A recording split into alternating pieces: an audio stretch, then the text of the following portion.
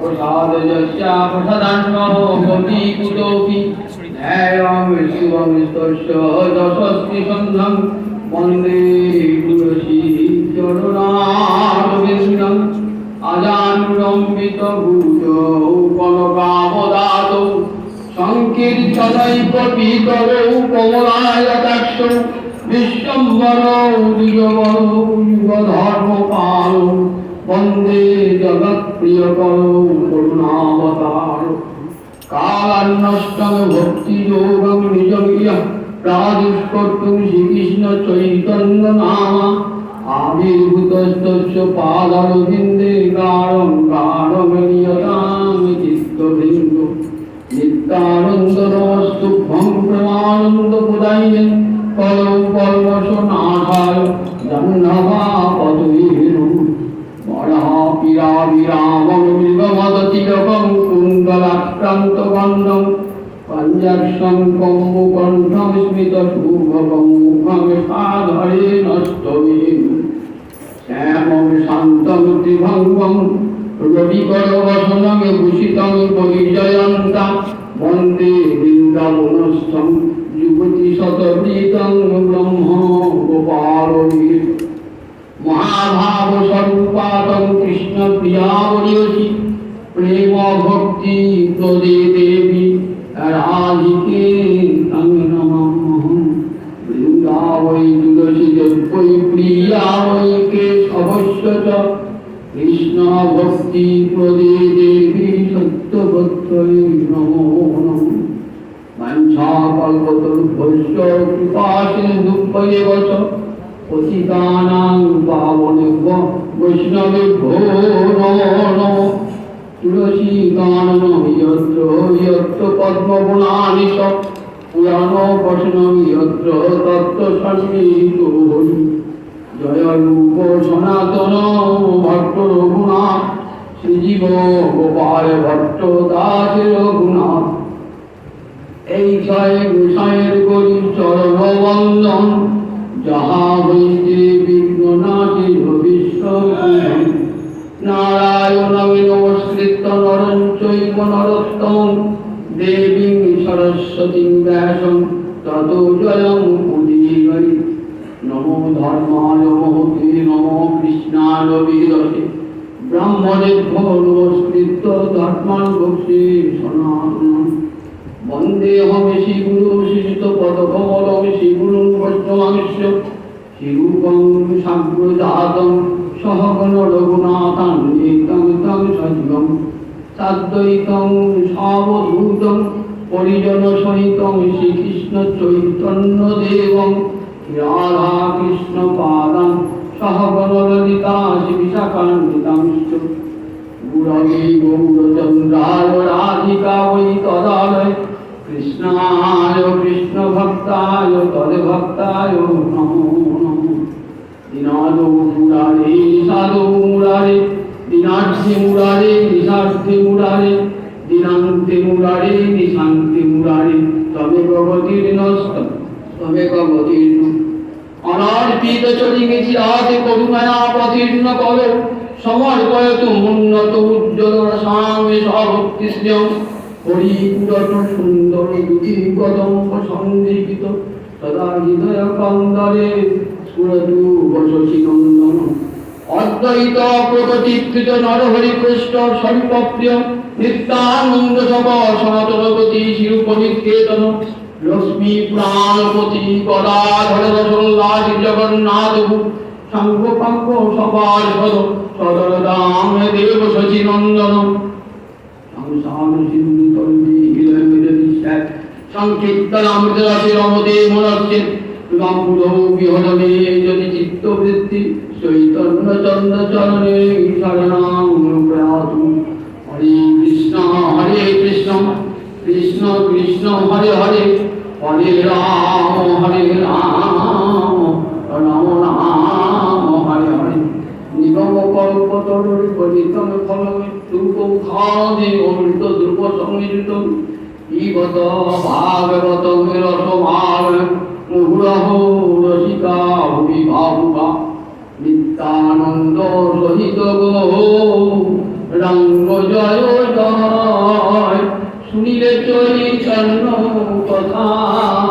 ভক্তি লভ্য হয়। হৃদয় গৌরী সীতারাম প্রেমানন্দে একবারে হরি হরি বল।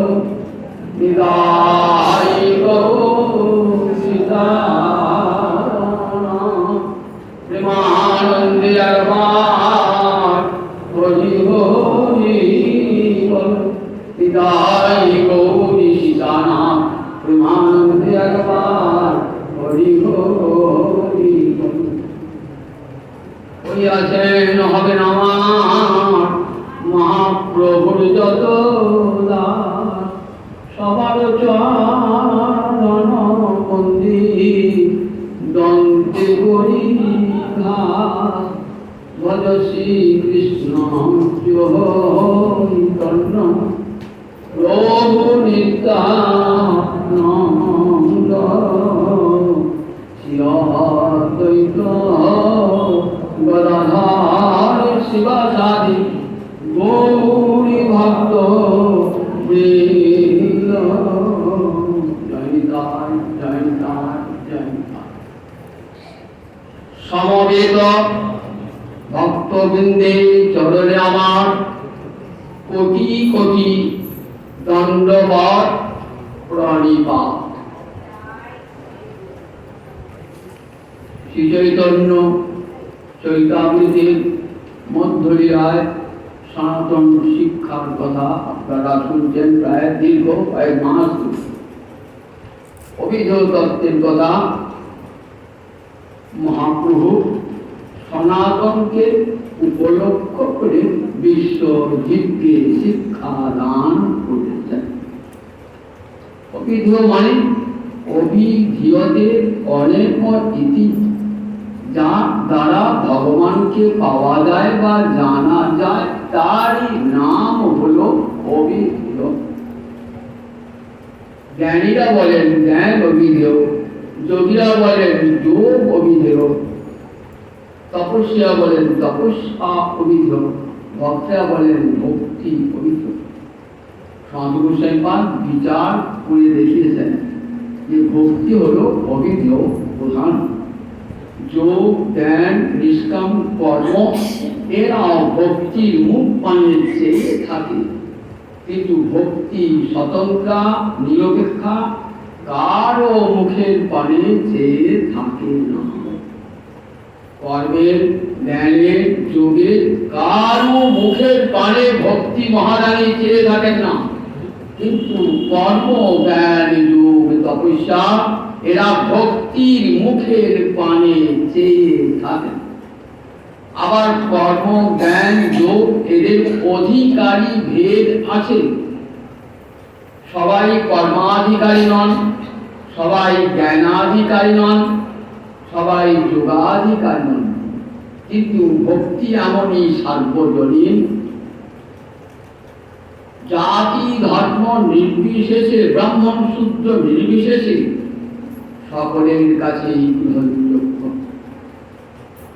এমনকি মায়ের পেট থেকে ভক্তি সাধনা শুরু করা যায়, জীবনের শেষ প্রান্তে পৌঁছেও ভক্তি অঙ্গ ধারণ করা যায়, যেটি আর কোনো সাধন করা যায় না। ব্রাহ্মণ ক্ষত্রিয় বৈশ্য শূদ্র নরনারী হীন জাতি অস্পৃশ্য পাপী পাষণ্ডী সবাই কিন্তু ভক্তি ধর্ম যাজন করতে পারে। তাই এখানে কি বলে থাক, যেটা সবার কাছে গ্রহণযোগ্য সেটাই হলো অভিধেয় প্রধান। জ্ঞান যোগাদি অভিধেয় হতে পারে, কিন্তু সার্বজনীন নন, সার্বভৌম নন, সার্বকালিক নন, সার্বদেশিক নন, সকলের কাছে গ্রহণযোগ্য নন। ভক্তি এমন একটি সাধন সবাই করতে পারে। এর জন্য পাণ্ডিত্য লাগে না, বিদ্যা লাগে না, তপস্যা লাগে না। প্রহ্লাদ বলেছেন না, প্রিয়তি অময়া ভক্তা হরিরণ্য ন দানম ন ব্রতম। দান চাই না, ব্রত চাই না, শৌচ চাই না, তপস্যা চাই না। প্রিয়তে অময়া ভক্তা হরির অন্য বিলম্বন। এই যে জ্ঞান যোগ তপস্যা দান ব্রত প্রভাব বলছেন, এগুলি বিড়ম্বনা মাত্র। শিবরি একমাত্র নির্মলা ভক্তিতে প্রসন্না হন। এখানে সনাতনকে উপলক্ষ করে বিশ্বজিৎ আবার মহাপ্রভু এসেছিলেন তো ভক্তি ধর্ম পূজা করতে। এবারে দেখো, এই যে ভক্তি আগের দিন বলেছি, সাধুর সঙ্গে ভক্তি লাভ হয়। ভক্তি কোনো সাধন লভ্য না, কর্ম জ্ঞান যোগ সাধন লভ্য, ভক্তি কোনো সাধনে পাওয়া যায় না। তাহলে ভক্তি কেমন করে পাওয়া যায়? বলে ভক্তি কোনো উৎপন্ন পদার্থ না হতো, উৎপন্ন পদার্থ হলে কৃত্রিম হতো। ভক্তি স্বাভাবিকই, অন্তরে স্বাভাবিকই প্রবৃত্তি, স্বাভাবিকই প্রবৃত্তি, তার উৎপত্তি না। আপনা আপনি সে ভক্তি ভজন সাধন করতে করতে, শ্রবণ কীর্তন করতে করতে চিত্ত যখন শুদ্ধ হয়ে যায়, আপনা আপনি হৃদয় মাঝে ভক্তি মহারাজের উদয় হয়ে যায়।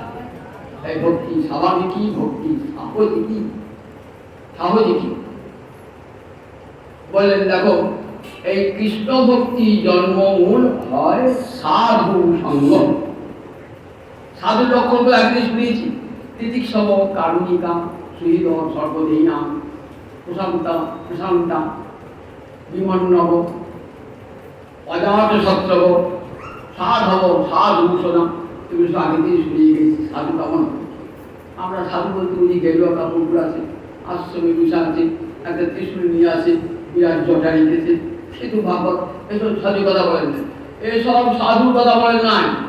সাধন নাই তো সাধু আমি যাবো বলি, সাধন না থেকে সাধন, সাধু কথা চাইছি কোথে? সাধনার থেকে তো সাধু। সাধুর তো সাধনাই নাই। কি করে আশ্রমটা 5 তলা করবো, তার জন্য 5 বার উঠে যেতে হচ্ছে, 5 বার অঙ্ক বিষয়ে তম করতে যেতে, কোথায় ভজন করবেন সাধু? আশ্রম 50টা লোক তাকে তাদের দেখাশোনা করতে সাধু ভজন হয়ে বলেন। এটা বলেন তাই দেখো, গোসাই বাঁধেন 6 গোস্বামী কোথাও আসল তৈরি করে দেন, একা একা থাকেন, একা একা তীর্থে চলে, একা একা বিষয় কত শেখবার জিনিস আছে। গোস্বামী শাস্ত্রী পড়েন না, কত শেখবার জিনিস। 6 গোস্বামী কোথাও ওই ত্রিশূলীয় বসেন নাই, ওই জটানীয় বসেন নাই, গেরুয়া উপর বসেন। দেখলেন পুজোর মাঝে করি ছেঁড়া কথা নয়া মাথা কালে বহি মাঠ লোকে সুধায় বলে বুঝতে চলবে না। হাতে যেটুকু আপনি গোল মাথা দিলেন, জানা দিলেন, বাস ভজনটাই তাদের কাছে সবচেয়ে বড়।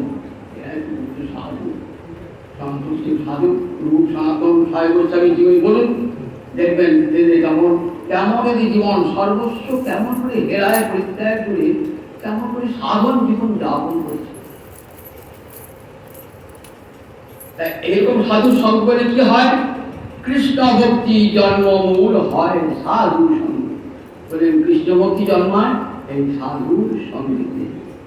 এই সাধুর সঙ্গে, সাধনায় নয়, সাধুর সঙ্গে থাকলে সাধুর এমন কৃপা, অসাধুর চিত্তেও কৃষ্ণ ভক্তি সঞ্চারিত হয়ে যায়। অতি অসাধু সেও যদি সাধুজনার সংস্পর্শে আসে, তার চিত্ত সাধুতা সঞ্চারিত হয়ে যায়। সাধু, সত্যিকারের সাধু এমন প্রভাব। চন্দ্রলগ্ন বনে বনে শৈলে শৈলে ন মাণিক্য কথা আছে, সব পাহাড়ে গেলে মাণিক্য পাওয়া যায় না, সব হাতির মধ্যে মুক্তা থাকে না, আর সব বনে বনে চন্দন থাকে না। তেমনি সাধব নহি সর্বত্র। সাধু তেমনি সব জায়গায় থাকে, কচিত কদাচিৎ একটি দুটি সাধু দেখা নেই। আর তাদের সঙ্গ না হলে পারে, যার তবে আমার জীবনে একটা বিরাট পরিবর্তন এসেছে। মুচুকুন্দ রাজা, এই কাহিনী আমরা আগে বলেছি, আবার শুনি। মুচুকুন্দ রাজা কোথায় গেছেন? স্বর্গের দেবতাদের যুদ্ধ করতে গেছেন। তখন স্বর্গের দেবতারা মর্ত থেকে বিক্রমশালী রাজাকে নিয়ে যুদ্ধ করা, পশুদের সাথে যুদ্ধ। তা মুচুকুন্দ রাজাকে নিয়ে গেছেন। যুদ্ধ করার পর দেবতারা জয়ী হয়েছেন। এবং মুচুকুন্দ আসবেন, নেমে আসবেন। তা বলছি, মুচুকুন্দ দেখো, তোমার সংসার প্রায় কিছুই নেই, সব শেষ হয়ে গেছে। এখন তুমি স্বর্গে থাকবো না, আমি স্বর্গে থাকবো। স্বর্গে আমি থাকবো, আমি ভারতে দিচ্ছিলাম। তারপরে দেখো তোমাকে আমরা মুক্তি করতে পারবো না, অন্য যা চাই তার তাই দিতে পারি। তারপরে একটা জিনিস দিতে পারবে কি, যে আমি যেন দীর্ঘদিন যুদ্ধ করে ক্লান্ত হয়েছি, তো আমি যেন নিশ্চিন্তে গুহার মধ্যে ঘুমাতে পারি। যদি কেউ আমার ঘুম ভাঙিয়ে দেয়, তার যেন সঙ্গে সঙ্গে আমার দর্শনে মৃত্যু হয়ে যায়। আর ঘুম ভেঙে আমি যেন গোবিন্দ দর্শন করতে, যদি আমি গোবিন্দ দর্শন না হয়, আমার ঘুমও যেন না ভাঙে। কেমন আলাদা ঘুম ভেঙে গেলে গোবিন্দ দর্শন। কাল যখন জরাসন্ধ পাঠিয়েছেন, কাল যখন যে মথুরা আক্রমণ বলে দিয়েছেন কৃষ্ণ দেখতে কেমন, দেখবেন শ্যামবর্ণ, গলায় বনমালা ইত্যাদি ইত্যাদি বলেছেন। তো সেই চিত্র এই গোবিন্দ তারা যখন ধাওয়া করছে, ঠিক যেন গোবিন্দকে ধরে ফেলায়। এই এক হাত ধোয়া দণ্ড, পালাচ্ছ কেন, ছুটে পালাচ্ছ কেন, আমার ভয়ে। গোবিন্দ একটা অল্প লীলা করবে আজকে, সেদিন কাল যবনের সঙ্গে যুদ্ধ করতে হবে না। কাল যখন আমরা আপনি নিজ কর্ম করে কাল যখন শেষ হয়ে যাবে, গোবিন্দ হত্যা করতে যাবেন না। গোবিন্দ হচ্ছে নিহত মুক্তি হয়ে যাবে। তো কাল যখন যাচ্ছে, যেতে গোবিন্দ যেখানে মুচুকুন্দ রাজা ঘুমিয়ে আসে না, সেইখানে গোবিন্দ ঢুকেছে। কাল যখন মহাদেব ঢুকেছে, ঢুকে দেখছে ওই গোবিন্দ একদম একটা লোক শুয়ে রয়েছে। দীর্ঘদিন গৌর কর্ম করে দাড়ি মুড়িওয়ালা লোক আসেছে। আমি আগে কি হয়েছে কিছু না, তারপরে একটা ছদ্মবেশ বলি আগে লাথি মেরেছে। সঙ্গে সঙ্গে মুচুকুন্দ রাজার ভোগ হয়ে গেছে। তার নয়নের দৃষ্টিতে কাল যেমন এমন সময় নয়নের সমক্ষে দেখা দিলেন গোবিন্দ।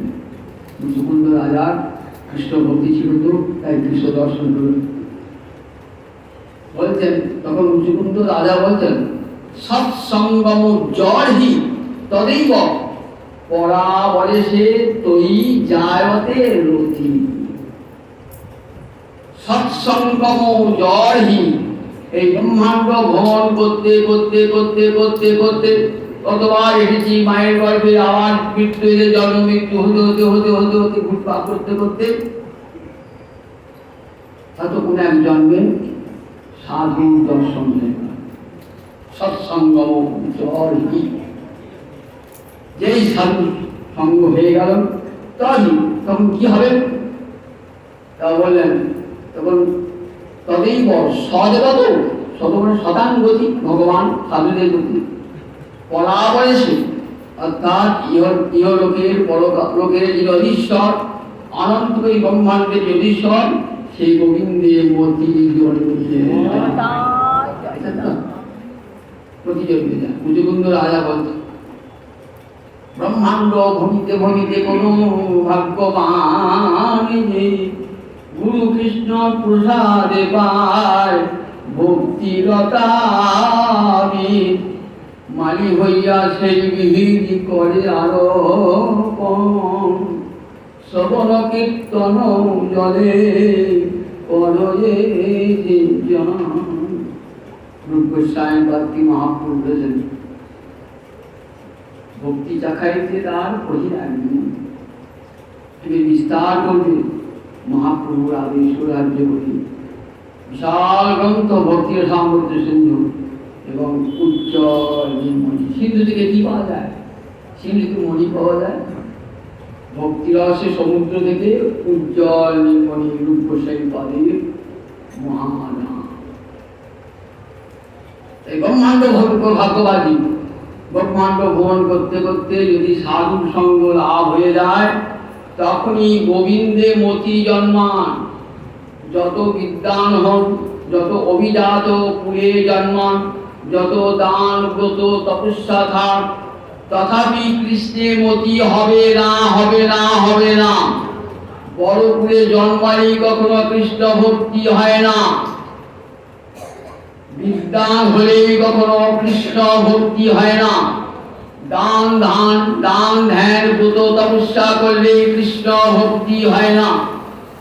কৃষ্ণ ভক্তি হয় একমাত্র সাধু সঙ্গে। সৎসঙ্গ জানি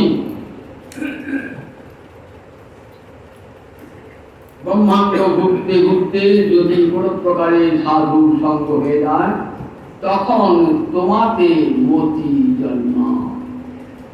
প্রহ্লাদ কি বলছেন না, পিতা হিরণ্যকশিপু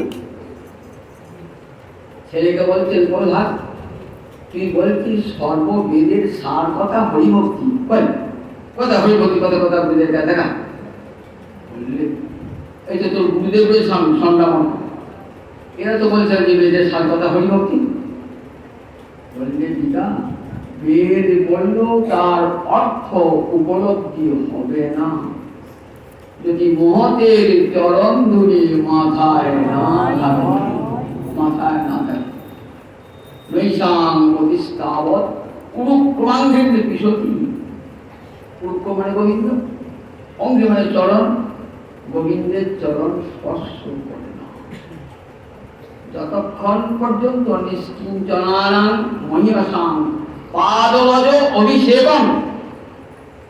নিষ্কিঞ্চন মহান সাধু চরণ ধুলায় নিজের মাথাকে ভূষিত না করছি, ততক্ষণ পর্যন্ত সাধু কৃপা লাভ হবে না, কৃষ্ণ ভক্তি লাভ হবে না। শ্রীমদ্ ভাগবতী তৃতীয় স্কন্ধে দেখি এই সাধু সঙ্গের কথাটা আপনি সুন্দর করে বলেছেন। কপিল তার জননী দেবহূতিকে, দেবহূতিকে কপিলের মা, কার পত্নী? কর্দম ঋষির পত্নী। কর্দম ঋষির পত্নী নাম দেবহূতি। কার কন্যা? মনু কন্যা। কর্দম কার পুত্র? ব্রহ্মার পুত্র কর্দম। আর মনুর কন্যা বলেন মনু দেবহূতি। সেই দেবতীর সঙ্গে কার বিয়ে হয়েছিল? দেবতীর সঙ্গে কর্দম ঋষি। তাদেরই সন্তান কপিল। কপিল ভগবানের একটি অবতার, কপিল অবতার। সাংখ্য দর্শন প্রচার করেছে যে কপিল, সে কপিল নন, কিন্তু সে কপিল হলেন নাস্তিক কপিল, তিনি ঈশ্বর স্বীকার করেন নাই। সাংখ্য দর্শন এক রচয়িতা কপিল, কিন্তু তিনি ঈশ্বর স্বীকার করেন নাই, নাস্তিক্যবাদী দর্শন রচনা করেছে। এই কপিল ভাগবতের কপিল, এই কপিল ভক্ত কপিল। নিজের জন্মকে বলছেন, মা দেবতী বলছেন যে বাবা, তোমার পিতা আমাকে ছেড়ে সন্ন্যাসে গিয়েছেন, তোমার বোনেদের সব বিবাহ হয়ে গেছে, এবার তুমি আমার একমাত্র সন্তান, তুমি আমার সংসার ছেড়ে যাচ্ছ, তাহলে আমার মুক্তির উপায়টা বলে দিয়ে দাও। আমি তো সাধন ভজন কিছুই জানি না, দান ব্রত তপস্যা শৌর্য কোনো সংস্কার আমার নাই, আমি তো সাধারণ অঙ্ক রমণী একজন, সাধারণ রমণী একজন। নিজেকে কত হীন ভাবছেন, ভগবানের জননী নিজেকে বলছেন আমি সাধারণ রমণী। সাধারণ রমণী ভগবানের জন্মতে পারেন? আবার মা দেবতী ভগবানকে পুত্র রূপে পেয়েছেন, অর্থাৎ মুক্তের চেয়েও অনেক উঁচুতে আছে। মুক্ত পুরুষের চেয়েও অনেক উঁচুতে, তার তো মুক্তি এমনি, হ্যাঁ, মুক্ত পুরুষের চেয়েও অনেক উঁচুতে ভগবান যিনি পুত্র রূপে পেয়েছেন, তাদের মুক্তি। তথাপি মায়ের অন্তরে পরিটেনেছেন কেন? মাকে বললেন ভগবান উত্তর দেবেন, আর জগতের দিন কান পেতে বসে বসে শুনবে ভগবানের নিজ মুখে বাণী। তাকে কেমন করে পাওয়া যায়? এটি যদি নিজে বলে দেন তাহলে কত সহজ হয় বলুন দেখে। ভগবান যদি নিজে বলে দেন আমার পাড়া একবার, আমি যখন পুরো গ্রামে গিয়েছেন তো যদুবাবুর সঙ্গে আমার পরিচয় আছে, কিন্তু বাইরে চেনেন না। একদিন রাস্তাটা লোক চটলা করছে, আচ্ছা এই যদুবাবু বাইরে কোথায়? এই দিয়ে গিয়ে না একটু বাঁয়ে ঘুরবেন, একটু গড়িয়া দেখবেন, গিয়ে বাঁয়ে ঘুরলেন, গড়িয়ে দেখলেন আপাত বাঁচলেন, আপাতের মানুষের রোয়াতে বসে গল্প, হ্যাঁ যদিও বাড়ি কথা একবার সোজা পশ্চিমমুখে একটু বাঁ দিকে বেরবেন, আবার গেলাম পশ্চিমমুখে বাঁ দিকে গেলাম যদুবাবু সন্ধান, আমি কি করে আগে এদিকে যাই সেদিকে যাই। এইবার যদুবাবু রাস্তায় বেরিয়েছে, জানছে তার ঘরটা কোনো আসবে, বাড়ি চিনতে না পারে নিজেই বেরিয়েছেন দেখা, আর কাউকে জিজ্ঞাসা করতে হলো না, একবার আসুন জোর করার পর সরাসরি নিয়ে গেল তাকে। ওই কিন্তু ঠিক তেমনি অন্যান্য ধর্মের কথা কাটিয়ে বলেছেন, যাজ্ঞবল্ক্যকে দিয়ে বলিয়েছেন, অন্যান্য ঋষিগণকে দিয়ে বলিয়েছেন, মনুকে দিয়ে বলিয়েছেন, কিন্তু ভক্তি ধর্ম নিজের ছাড়া আর কেউ বলেন না। এই ভক্তি ধর্ম এত উঁচু দিয়ে এত মূল্যবান যাতে অপচয় না হয়। আপনার বাড়িতে একটা অনুষ্ঠান হবে, ছেলের বিয়ে কি মেয়ের বিয়ে হবে, আমি সব বহু লোককে নিমন্ত্রণ করেছেন, তো ভালো ভালো মিষ্টি টিষ্টি আনিয়েছেন, ডাল ভাত লুচি মিষ্টি এগুলো সব এগুলো করে দিচ্ছেন, তুমি দামি দামি যে মিষ্টি করেছেন না সেটা কিন্তু নিজে দিচ্ছেন অথবা নিজের কোনো ঘনিষ্ঠ আত্মীয় দিয়ে বিলি করছেন। কেন? যাতে অপচয় না হয়, লোকের ক্ষতি নাই, কিন্তু অপচয় যেন না সেটি নিজে নেন কিংবা নিজের ঘনিষ্ঠ। তাই বন্যার সমাধি ধর্ম কে বলেছেন? মনি বলেছেন, যাজ্ঞবল্ক্য বলেছেন, অত্রি মুনি বলেছেন। এরা বন্যার সময় ধর্মের কথা বলেছেন, ভক্তি ধর্মের কথা বলে নাই।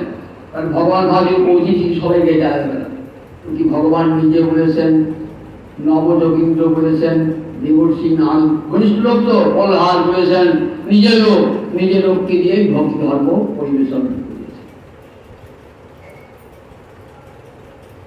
বলছেন পুত্র আমার কি গতি হবে? তখন বলছে মা তোমার শৌচ আচার তপস্যা তোর কিছু প্রয়োজন নাই, কিছুই প্রয়োজন নেই, আমার কেমন করে গোবিন্দ প্রাপ্তি হবে?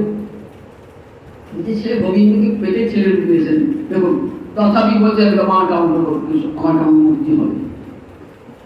মাকে মায়ায় মোহিত, বৈষ্ণবী মায়ায় মোহিত করে দিতেন। মা যশোদা যেমন গোবিন্দকে পেয়েও ভাবছেন না না আমার গোপাল ভগবান ন, আমার গুরুদেবের করুণায়, আমার কুলদেবতা নারায়ণের করুণায় আমার গোপালকে পেয়েছি, কখনো ভাব পাচ্ছে না। তন্মত্ত আত্মতম অব্যক্ত, অব্যক্ত পুরুষকে ভগবান মা যশোদা নিজের পেটে ছেলে বলে ভাবছে। এই যে যোগমায়া, এই আবরণ না থেকে লীলা হবে না, তো লীলা হবে না, যোগমায়ার আবরণে আছে। তাই মা দেবতীও আমারই যোগমায়ার আবরণ আবৃত করে দিয়েছেন না, বলছেন মা তোমার যোগ জ্ঞান ধ্যান তপস্যা কিছু করতে হবে, কিছু করতে হবে না, তাহলে কেমন ভগবান পাবো?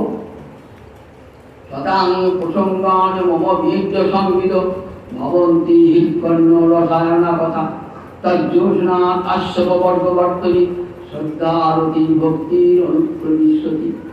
মা তুমি এখানে পাঁচজন সাধু বসেছেন না, সেইখানে চলে যাবে, সেইখানে চলে যাবে, বিষয়ের সঙ্গে যেও না, বিষয়ের সঙ্গে যেও না, বিষয়ের মুখ দেখো না। মা দেখছি ভক্তিহীনান জনা, ভক্তিহীন জনের মুখ দেখো না, তার সঙ্গে কথা বলো না, বললে তোমার অন্তরে ভক্তিটা নষ্ট হয়ে যায়। যার মুখে ভাই হরি কথা নাই তার কাছে তুমি যেও না, যার মুখে ভাই হরি কথা নাই তার মুখ তুমি দেখো না। ভক্তিনাথ ঠাকুরের গান আছে, এখানেও না দেখছি ক্ষীণ পুণ্যা ভক্তিহীনান জনান, ভক্তিহীন জনকে তাদের সঙ্গ করো না, সঙ্গে করলে বিষয়ের মতি আসবে। ভক্তের সঙ্গ করো, দেখবে ভক্ত হরিকথায় উপর। জানেন যদি মিথ্যা বাক্য বলি তাহলে আমার পরমায়ুটা অসৎ ব্যয় হবে। যে পরমায়ুটা আমাকে গোবিন্দ দিয়েছেন তাকে আমি কাজে লাগাতে পারলাম না, আমি অসৎ ব্যয় করলাম। পরমায়ু আমার টাকার চেয়েও মূল্যবান পরমায়ু, টাকা চলে গেলে আবার আসবে, দেখবে একটা লোক নিঃস্ব টাকা চলে গেছে, আবার দেখবেন সে কেটে কুটে আগেকার সম্পদ অর্জন করেছে। কিন্তু পরমাণু এমন একটি বস্তু না, আমি যদি 70 বছর বয়স বলেন যে 20 বছরের চেহারাটা আমাকে দাও, আর 82 করে দিন আসবে। তাহলে পরমাণু, এই যে পরমাণুটা কত মূল্যবান বলুন দিতে একবার, সেটা যেন এক মুহূর্ত বিনষ্ট না হয়। আয়ুষ অযৎ অসৎ ব্যয়, পরমায়ুর অসৎ ব্যয় হয় হরিকথা ছাড়া বিষয়ের কথা। বিষয়টা যেমন আমার অমুক রোগ হয়েছে, একটা ছেলে দেখেছি, সেইটা ছেলে দেখেছি, ছাড়ছে না, কোনটাকে দিলে ভালো হবে, ওই দেশের রাজনীতি কে জিতলো, কি হারলো, কি জন্য কি হবে, আর কোনো কথা না। তাদের হরিতে অনুষ্ঠিত, গোবিন্দে অনুষ্ঠিত ছিল তাদের। গোবিন্দের কথা তারা বলবে না, শুনবে না, মানুষ বিরক্তি অনুভব করেন, বিরক্তি অনুভব করেন। সেই বলছে বিষ্ণুর সঙ্গে ওরা দেখবেন 5 জন হরিভক্ত একত্রিত হলে তার ইষ্ট গোষ্ঠী করছে, যে ভালো বলতে পারে, এই তুই বসো, তুই বলো আমি শোনা, বলতে না বলে বাচ্চা বই নিয়ে এসে বসে পড়, ওরা শুনবে। একেবারে ইষ্ট গোষ্ঠী যাবে সাধু সবাই দেখবে। সাধু কি করছেন? শতাঙ্গ প্রসঙ্গান, তাই প্রসঙ্গ বলেন, পুরো উপসর্গ দিলেন। উপসর্গে কি করে? ধাতুর অর্থের গৌরব বৃদ্ধি করে। ব্যাকরণে বলা যাবে ধাতুর অর্থের পরিবর্তন ঘটায়, আবার ধাতুর অর্থের গৌরব বৃদ্ধি করে, আবার ধাতুর বিশেষ অর্থ প্রকাশ করে। উপসর্গের এই 3টে গতি। তার পুরো উপসর্গ মানে প্রকৃষ্ট সঙ্গ। প্রকৃষ্ট সঙ্গ, বিষয়ীর সঙ্গটা কি হয়? বিষয়ের দিকে মন নিয়ে যায়। সাধুর সঙ্গটা প্রকৃষ্ট সঙ্গ, অর্থাৎ মনটা গোবিন্দের দিকে নিয়ে যায় সাধু সঙ্গ করলে। শতাঙ্গ প্রসঙ্গ আর মমবীর্য দেখবে যারা, মমবীর্য সম্মিত হৃৎকর্ণ রসায়নের কথা, আমার মহিমার কথা, আমার রূপ গুণ লীলা পরিকরের কথা, তারা যেন উচ্ছ্বসিত হয়ে বর্ণনা করছে। তাদের সবাই মিলাও শতাং প্রসঙ্গান মমবীর্য সম্মিত হৃৎকর্ণ রসায়ন না, কান দিয়ে ঢুকলো কথাটা, হৃদয়ে চলে গেল, আমার হৃদয়টা পাথর হয়ে গেছে বিষয়ের চিন্তা করে করে। সে পাথরকে গলাবো কি করে? কঠিন জিনিসকে লোহাকে গলা দিলে চিন্তা ভয়ঙ্কর তাপ দিতে হয়, তবে ভুলে যায়। তো হরিকথার উষ্মা আছে, তাপ আছে, হরিকথা শুনতে শুনতে হৃদয় গলে যায়, তখন চোখ দিয়ে জলটি বার হয়, হৃদয়টা ভুলে যায়। দেখুন হরিকথার এমন শক্তি যে হৃদয় বিষয়ের চিন্তা করে করে লোহার মতন পাথরের মতন কঠিন হয়ে গেছে, সেই হৃদয়কে গৌরব বিন্দা শুনিতে রয়েছিলা দেহ কইলা চৈতন্য চরি। কবিরাজ গোসাই পাঠ গৌর গোবিন্দ লীলা শুনিতে গলয়ে শিরা, শিরা পড়ে যাবে। গোবিন্দের বংশীর ধ্বনি শুনে গোবর্ধন পাহাড় বলে গিয়েছিল, জানেন তো? গোবর্ধন পাহাড় বলে গিয়েছিল গোবিন্দের বংশীর ধ্বনি শ্রবণ করে।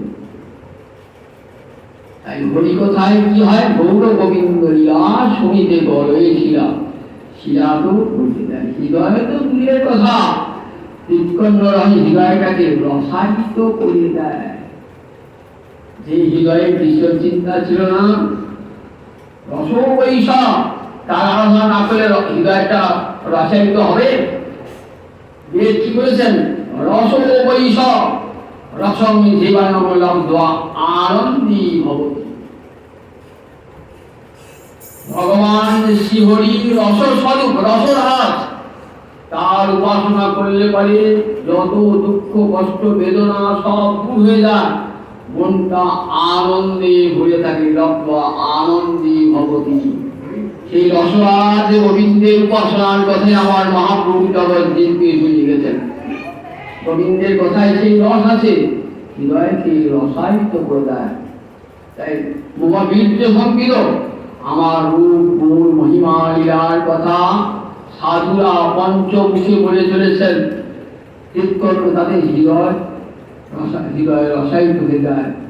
গোবিন্দের কথা কাল দিয়ে প্রবেশ করে হৃদয়টাকে কেমন করে রাধার মতন কিংবা শোনাইল শ্যামনা কানের ভিতর দিয়া মরমে বসিল আকুল করিল মোর প্রাণ। মন প্রাণ আকুল হতে নট ঠাকুর বলেন বসে বসে কান পেতে গৌরীরা শোনো, গৌর কথা শোনো, তাহলে কি হবে? গৌরীরা শুনতে পারে গৌরাঙ্গের লীলা যাহারে কর্ণে প্রবেশিলা হৃদয় নির্মল এলো তার। কথা শুনলে পারে কি হয়? হৃদয় নির্মল এলো তার, হৃদয় নির্মল হয়ে যায়। যে গৌরাঙ্গে নামের তারে হয় প্রেমোদয়, তারে মই যাই বলিহারি। শুনলে পরে হৃদয় শুদ্ধ হয়ে গেল, আর মুখে যদি একবার গৌর হরি বলেন তাহলে কি হয়?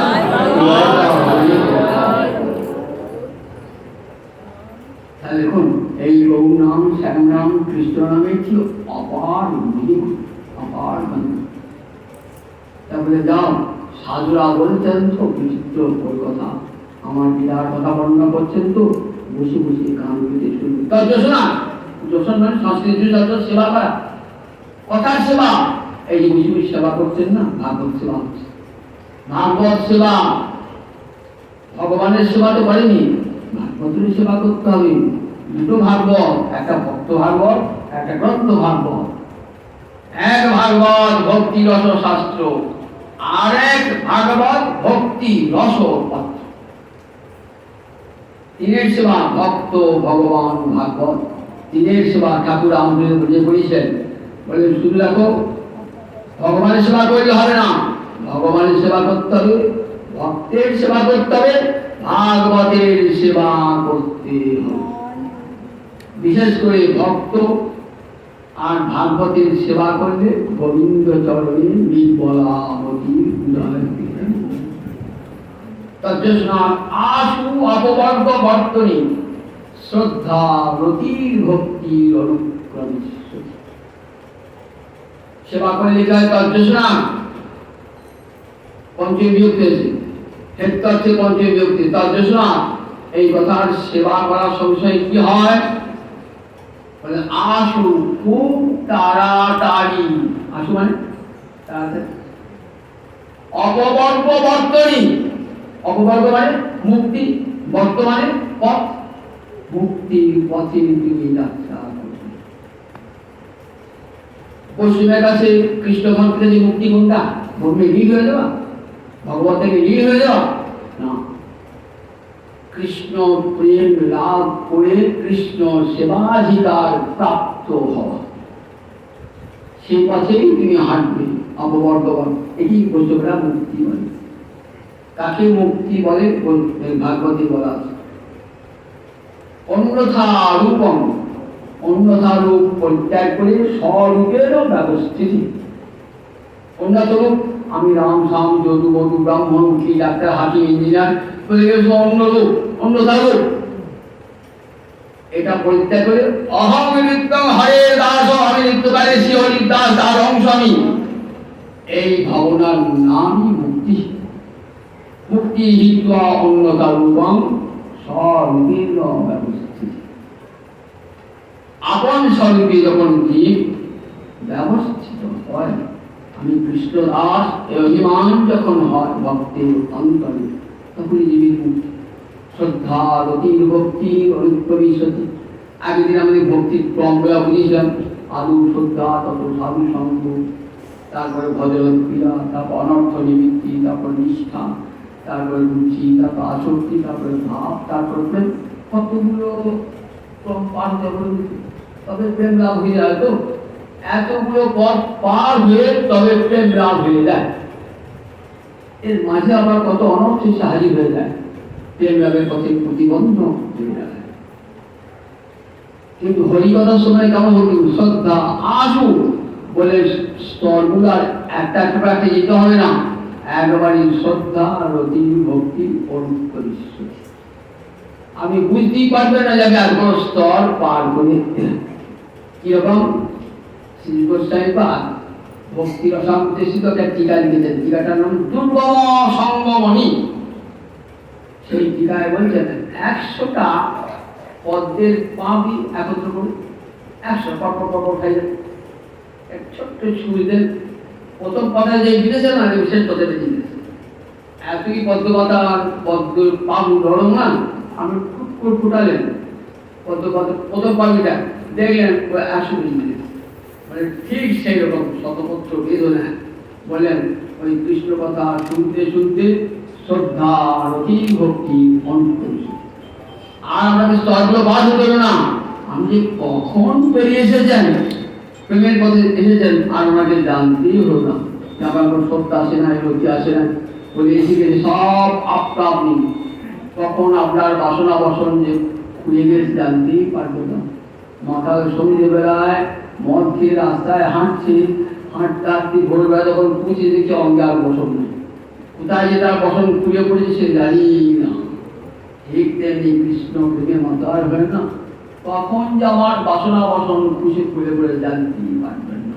তার জন্য কোনো চেষ্টা করতে হবে না, যোগাসনে বসতে হবে না, ধ্যানাসনে বসতে হবে না, কেবল হরি কথা শ্রবণ করুন তজ্জ শোনা আসু অববর্ত বর্তনী শ্রদ্ধা রতি ভক্তি অনুষ্ঠিত। আজকে শ্রদ্ধা আসবে, রতি আসবে এবং কৃষ্ণ প্রেম লাভ হয়ে যাবে। বলে সাধু সঙ্গ কৃষ্ণ ভক্তি জন্মমূল হয় সাধু সঙ্গ। এই কৃষ্ণ ভক্তি সাধু সঙ্গ করে কি হয়, অন্তরে দৃঢ় শ্রদ্ধা হয়ে যায়, কৃষ্ণে ভক্তি করিলে সর্বকর্ম কৃত হয়। বলেন আর অন্য কোনো ধর্ম করতে হবে না, যদি কৃষ্ণ ভক্তি করেন তাহলে তার সব ধর্ম কর্ম করা হয়ে যায়। কেমন যথা তরল মূল নিষেধন তৃপ্পন্তি তস্তন্দ ভুজ শাখা প্রাণ উপহারাচ্ছ যথেন্দ্রিয়াণি।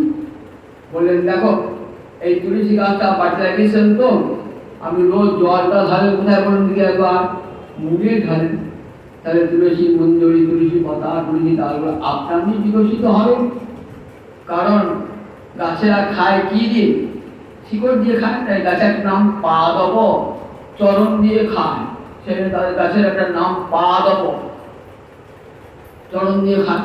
তাই জলটা চরণই ঢালতাম, যে কোনো বৃক্ষের নিচে ঢালতেন, মূলে ঢালতেন, মূলে ঢালে শাখা প্রশাখা সব বলেন সকলের মূল গোবিন্দ। অহম আদি সর্বেশাম, আমি সকলের আদি। বলেন গোবিন্দ অনাদির আদি গোবিন্দ সর্ব কারণ কারণ গীতাতে মত্ত সর্বং প্রবর্ততে, আমি আমাহতি জগতের সব কিছু।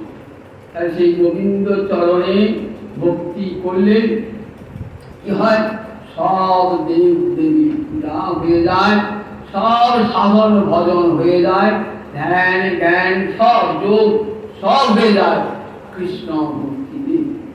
মহাভারতে বৈশাখ ঋষি বলছেন আকাশাৎ পতিতং তোয়ং যথা গচ্ছতি সাগরং সর্বদেব নমস্কার গচ্ছতি কেশবং গতি।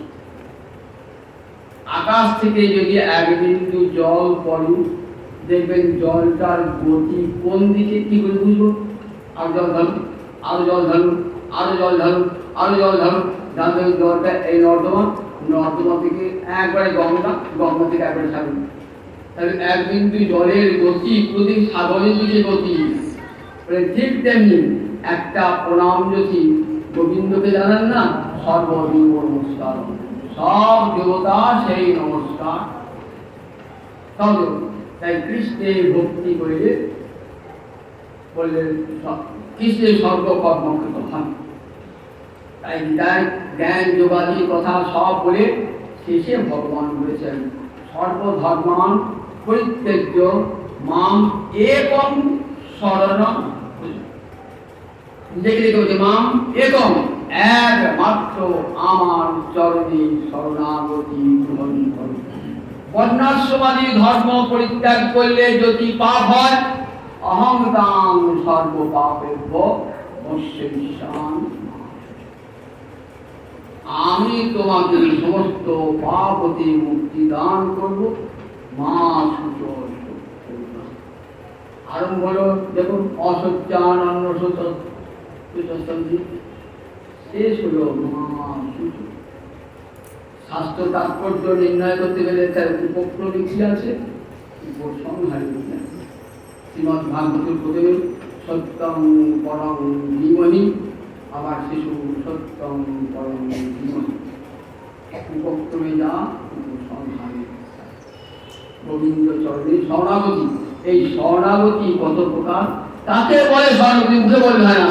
এটা আবার আগামী রবিবার দিন শোনাবো 8টা বেজে তারিখে, আর আবার পাঠ করতে দেবে না।